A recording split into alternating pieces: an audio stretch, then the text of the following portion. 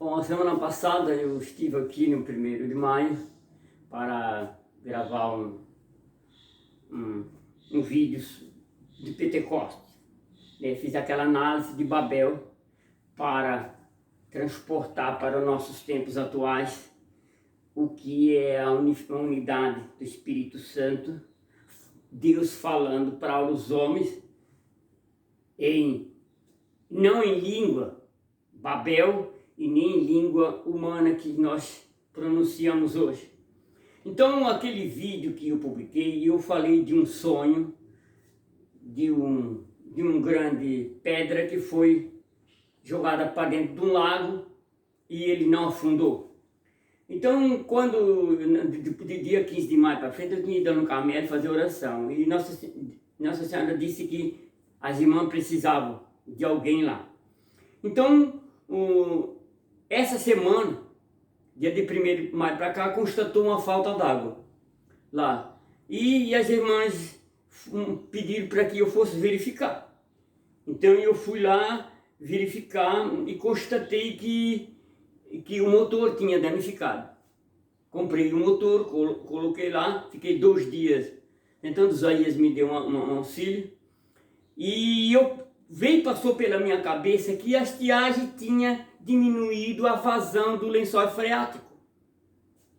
Por observar a natureza, quando a maré sobe, o iceberg, os blocos não sobem pela pressão da água, que a natureza, né? Então eu fui fazer um teste em 9 metros de profundidade, mas eu não tinha o aparelho para colocar lá dentro, para quando o motor fosse acionado, para ver o que vazava 30 litros por minuto e que o motor precisaria de 60 litros por minuto.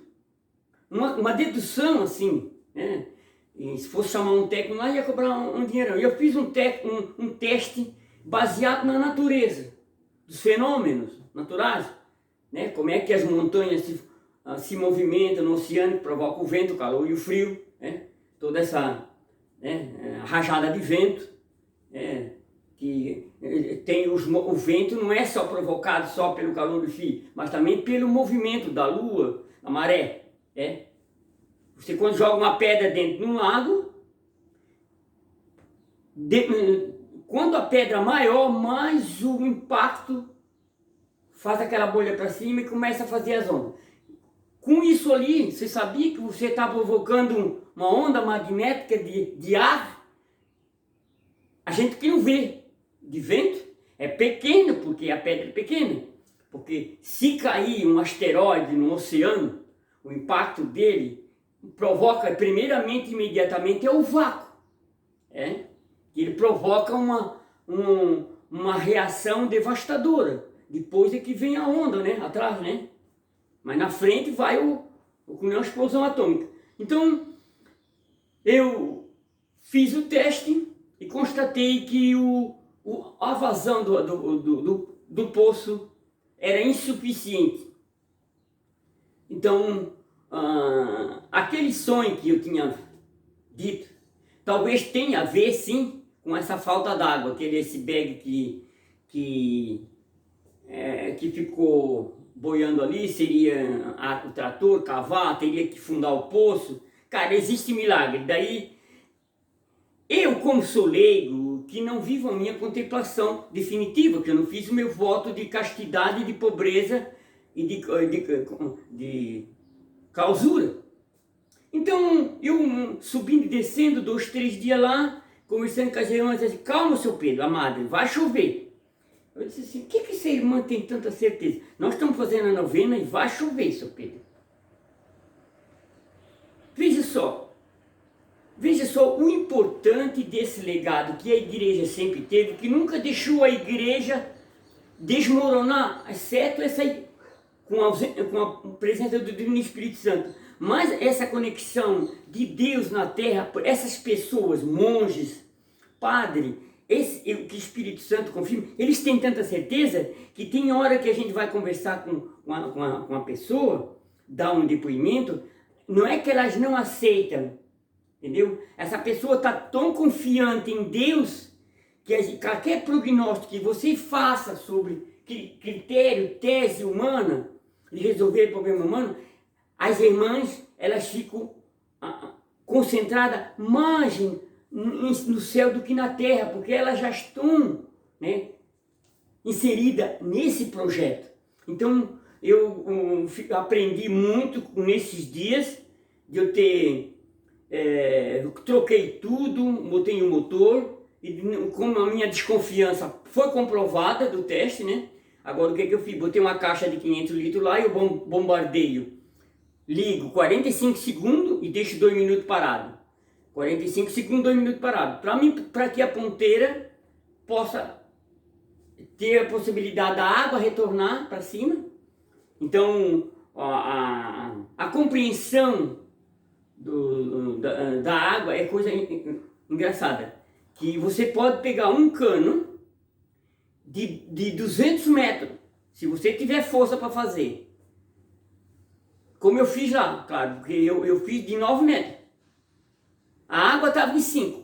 Você enfia o cano lá até os 9 metros e começa a fazer para cima e para baixo. Conforme você vai botando com a válvula de retenção embaixo, a água vai entrando por baixo, vai subindo, vai subindo, vai subindo, até chegar em cima e encher. Mas se tiver para cima, o quanto você puder fazer, com esse movimento que você faz, a água vai subir até onde ela quiser. Entendeu? Eu fiz de 9 metros.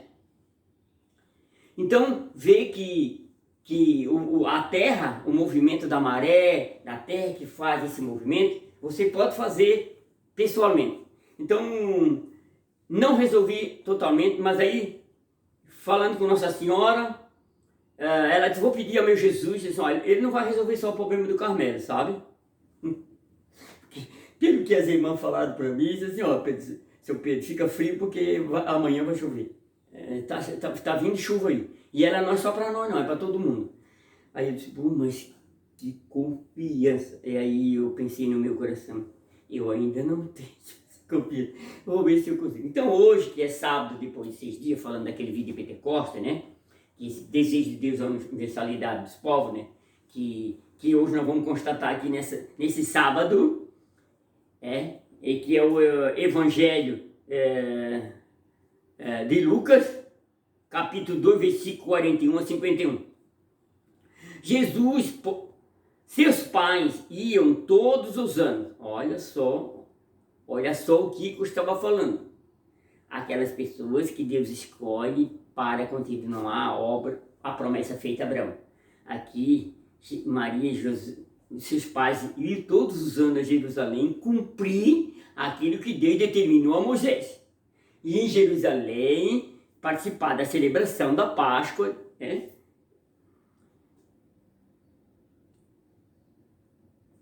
Para a festa da Páscoa. Tendo ele atingido 12 anos, subiram a Jerusalém segundo o costume da festa. Acabados os dias da festa, quando voltaram, ficou o menino Jesus em Jerusalém sem que os seus pais percebessem. Por que essa desencontro? Porque, segundo os estudiosos, na época não era permitido viajar pais, mães junto, homens e mulheres. A caravana era dividida. Bom, Jesus, no final da viagem, não estava nem na caravana com José, e José pensando, Maria, e vice-versa, que não andava junto. Bom, quando chegar no final do percurso, se encontrando. E Jesus não estava nem numa caravana, nem na outra. Jesus tinha ficado em Jerusalém.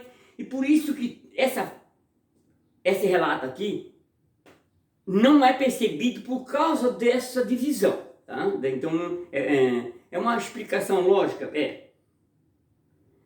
3 dias, olha só, 3 dias depois, acharam no templo, sentado no meio dos doutores, ouvindo-os, interrogando-os.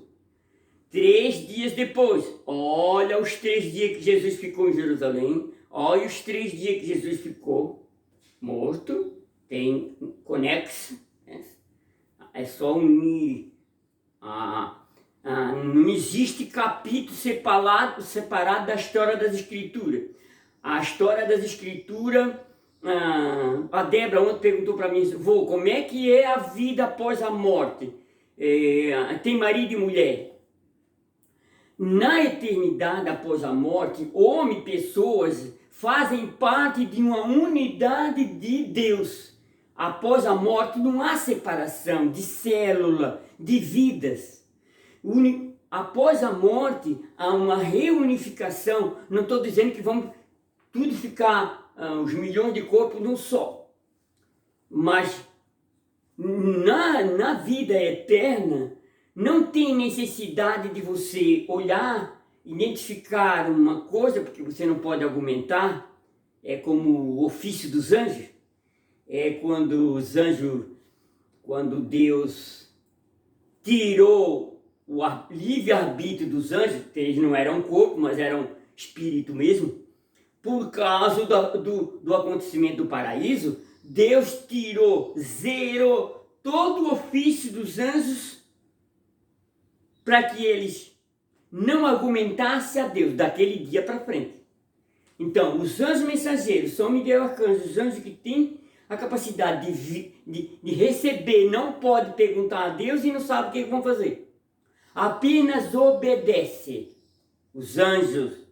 E no céu, na eternidade, nós não perguntamos, não argumentamos, não dizemos, aquela pessoa é bonita, aquela pessoa é feia, aquela pessoa é aquilo, porque eu não gosto daquilo, porque assim, não. No céu você não se expressa, você não tem poder mais sobre si de argumentar, mas sim são todos uma única obra emanada em Deus.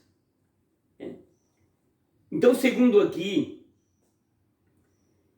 eles sentados no meio dos doutores da lei, porque todos os que ouviram estavam maravilhados da sabedoria de suas respostas.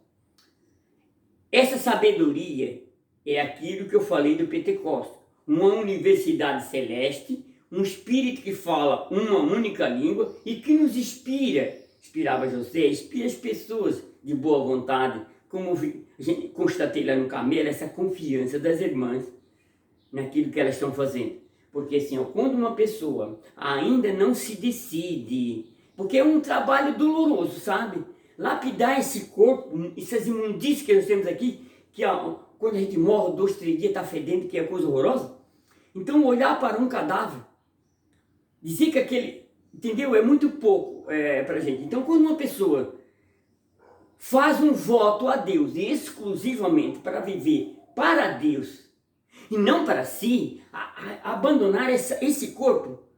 Como é que eu posso abandonar esse corpo? Existem tantas formas de abandonar esse corpo. No vício, você perder a noção do que está fazendo e também abandonar o seu corpo a entregar a Deus na oração. E isso é o grau mais elevadíssimo que pode existir que uma pessoa possa fazer na Terra, até hoje, que eu não sei outro grau de contemplatividade e oração para se aproximar de Deus. Não existe, ainda não existe. Existem outras formas aí de religiões, o cultismo, o budismo, aqueles gestos, como é que se faz, esqueci o nome agora, de contemplação, mas isso é uma harmonia corporal. Não existe nenhuma essência fora da Igreja Católica que você possa conectar com a sua alma com Deus. Ritos que se faz, yoga, contemplação, isso é para harmonizar o corpo, isso é bom.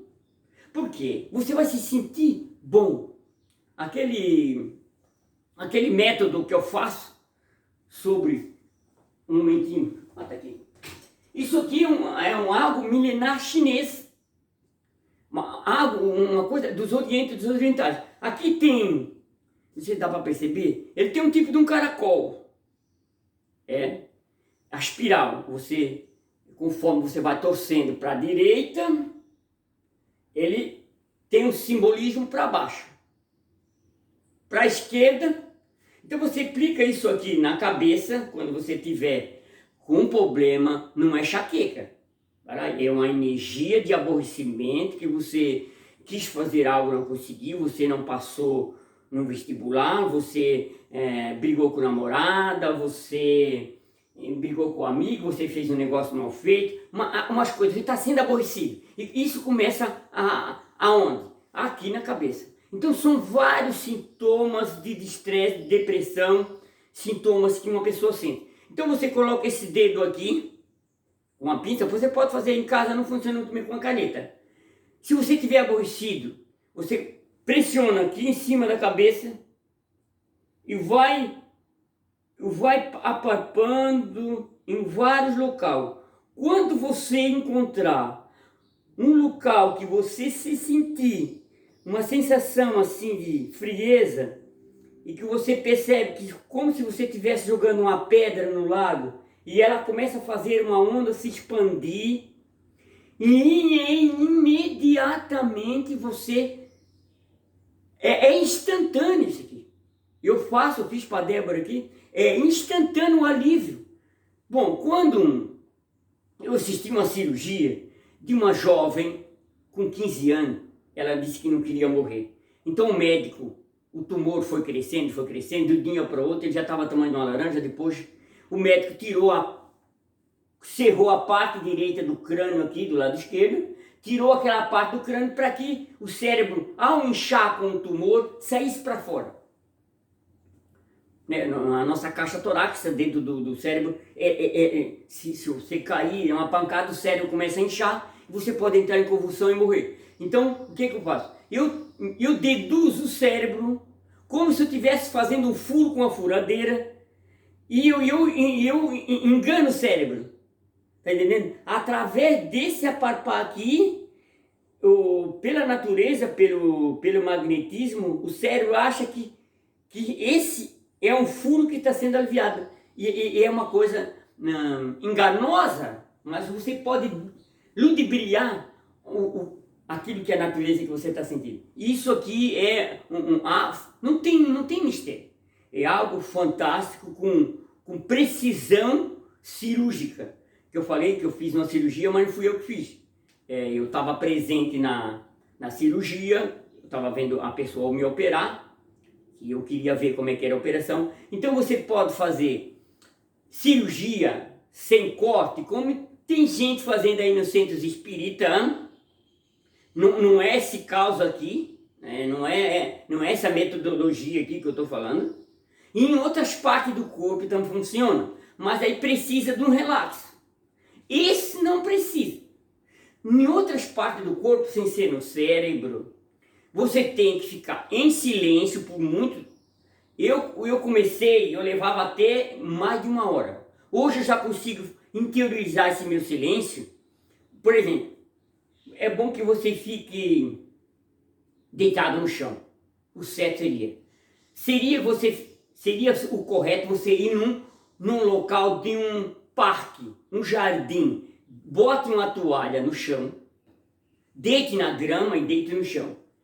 E procure ali desligar o cérebro. Mas como é que eu vou desligar o cérebro? Não, o cérebro não desliga pelo coração.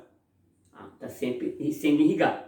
Você vai desviar a sua atenção, como se faz com o curso do Rio, tem exposição, você desvia. Como faz com o satélite, a pessoa não desvia a mensagem, retorcida, como é que faz? Você vai desviar o seu cérebro da atenção do conflito que você está. E você fica em silêncio, procura ouvir, não você. Você chegou em casa, puxa, aquele negócio não deu certo, fiquei estressado, fiquei aborrecido. Isso está te atormentando. Você vai lá, vai desligar o cérebro nesse silêncio. E você vai ouvir o silêncio. Um barulhinho de um grilinho cantar, um pio de uma cobra, um passarinho cantar, a água correr. Conforme você vai desligando o seu cérebro para ouvir o que vem de fora, o ruído que vem de fora, o seu cérebro começa a desacelerar. E o sintoma, por algum minuto, 10 ou 15 minutos, com certeza, se você souber fazer, você vai se levantar de lá relaxado. São duas coisas também, que ali, deitado no chão, o fio terra do seu corpo, do seu magnetismo, entra em contato com a terra elétrica, a terra vai absorver também do seu corpo as energias negativas. Isso é importante também, né? Ali há a sintonia dupla. Seu cérebro com a natureza, harmonia, escutar, e não é oração, é o silêncio. Quando você entra no silêncio, o seu cérebro desliga.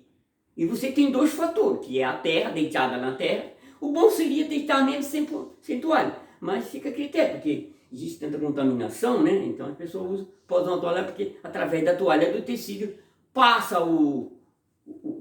né, o magnetismo da terra, passa para o seu corpo.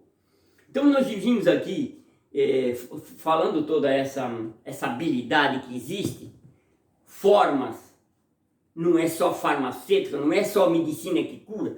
Você é o maior curador, você é o maior cientista. Eu quero dizer uma coisa, não tem nenhum cientista, não estou desconhecendo a medicina, que conheça mais o seu corpo do que você. Então aqui teve uma pergunta que Maria perguntou: meu filho, que nos fizeste? Eis que o seu pai e eu andávamos procurando, cheio de aflição. Respondeu-lhe ele: por que me procurais? Não sabeis que eu devo ocupar-me das coisas do meu pai? E eles, porém, não compreenderam o que ele lhe dissera. Em seguida, desceu com ele a Nazaré, ele era submisso. Veja que Jesus não quis dar desobedecer Maria. Ele apenas disse que o meu ofício não é desrespeitar o meu pai, mas eu tenho algo maior, que é obedecer meu pai. Então ele era submisso. Aqui vê que Jesus, sua mãe, guardava todas as coisas no seu coração. A adoração no século XIX não esqueceu Maria. Quando se começou a falar do coração de Jesus, falou-se também do coração de Maria. Os que estiveram tão unidos na vida também continuam unidos agora na mente dos cristãos. Pensar em Jesus é pensar em Maria, sua mãe. E pensar em Maria é escutar as palavras de Jesus. Fazer o que ele vos disser lá nas bodas de Caná, né? Então diz assim, se você dissesse assim: fazei o que o Espírito Santo vos manda.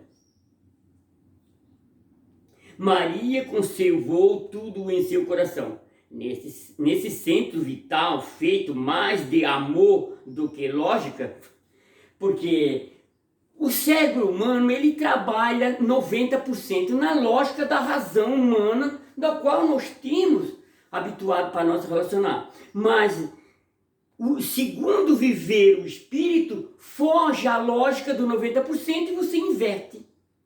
Vocês estão entendendo? Maria conservou sempre no seu coração.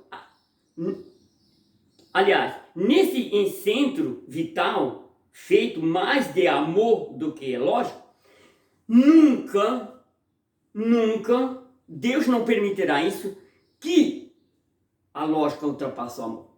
Lógica, razão, evidências, provavelmente, nunca ultrapassa o amor. Maria acolheu a palavra de seu filho, transformou-se em primeira discípula, e seu coração abraçou-se no amor de Deus, transformando-se em reflexão do coração de Jesus. Então esse mês é o mês do Sagrado Coração de Jesus. Eu sou o devoto, não sou consagrado, mas um dia eu consegui meu coração gemer. Pela primeira vez, depois eu estava rezando e meio que distraí, e não era voz. Eu fiquei assustado o meu coração, porque quando se reza com o coração, olha só, quando se reza com o coração, não entra lógica, entra o amor. Aquilo que eu disse, línguas e idiomas, podemos falar No universo inteiro, quantos? 150 e poucos idiomas ou mais, 200 e pouco, né? Mas existe o amor que fala por todos. Não é lógica, não é medicina, não é crença, não é ideologia, não é cultura, não é universidade. Vamos pedir ao Sagrado Coração de Jesus, que eu falei do conflito, que do episódio que eu esqueci, no momento que eu saí daqui da Picada do Sul, levei mais ou menos 20 minutos para comprar umas peças, eu deixei uma mangueira engatada lá. E sabe que lá debaixo das árvores, e entrou formiga lá dentro. Quando eu cheguei, que eu fui fazer o teste, eu chupei o cano para chupar água, e eu engoli mais de 20 formigas. Fiquei engasgado, sem ar, e elas começaram a me morder, e entrou muita na garganta. Eu tomei água, não adiantou, porque eu vou tomar essa água aqui, mas agora eu comecei a subir o morro cansado, com a formiga na garganta. Eu fui lá correndo lá e pedi às irmãs farinha seca. Isso era uma coisa que a minha mãe me ensinou quando eu era pequeno. Que eu me engasguei com a espinha de peixe, a minha mãe pegou lá, meu filho, pega aqui uma colher de farinha. Não engole já, e mastiga um pouco, engole. E eu fiz isso. Outra teoria, né? Quer dizer, outra lógica eficiente que minha mãe me ensinou, que deu certo para mim. Então, nesses dias, fiquei trabalhando todos esses dias, tentando resolver o problema de seca, rezando. Aqui tive aquele sonho desse mega trator que foi lá no céu jogar um bloco para a terra, com certeza que esse bloco poderia ser a chuva, e esse rio negro ficou aboiando, seria o rio que estava seco, né, que veio a água, e que a oração nos conecta com Deus, e o Espírito Santo está sempre unido, atento a resolver. Então, pedir a Deus para que resolvesse o nosso problema da água lá. Claro que agora, definitivamente, o lençol freático leva dias para repor a água lá embaixo. Não é como um poço, né? 4, 5 metros. Vai levar mais dias, 3, 4 dias, talvez se normalize, né? Mas aí, nesse caso, vamos ter que, para não ter surpreendido por outra estiagem dessa, vamos cavar mais outro poço artesiano. Então, eu comi formiga, até cheguei a me estressar, um cansaço subindo e descendo aquilo lá, porque lá não tem nada, não tem nada lá, tem que descer lá na mata fechada, dentro de uma grota lá para fazer o serviço. Então falta ferramenta, falta uma coisa, tudo improviso. Eu até improvisei uma barraca lá ontem quando começou a chover. Gente, como eu sou um cara teimoso, você nunca deve desistir daquilo que está fazendo. Morra fazendo aquilo que você ia fazer, não desista. Tá? Mesmo que você não veja resultado em nada, né? Mas aí as irmãs me deram uma inspiração lá, tudo bem. Eu comecei a colocar a minha tese, raciocínio. Aí a irmã disse, não, seu Pedro. Aí eu percebi assim que eu estava querendo mostrar a minha sabedoria humana para as irmãs, e elas tinham uma sabedoria divina, que sempre contrariou, quer dizer, ciência e religião nunca se deram. Então eu me deparei com essa lógica lá com as irmãs, eu com a minha ciência e as irmãs com a fé, com o espírito. Gente, é um aprendizado, nós nunca acabamos de aprender. Então, fazer que o Espírito Santo nos ilumine, nos dê essa força para nós. Relatei esse fato hoje, é algo acontecido comigo, que é a força do Divino Espírito Santo, que nos impulsiona para não deixar de acreditar naquilo que nós estamos fazendo sempre.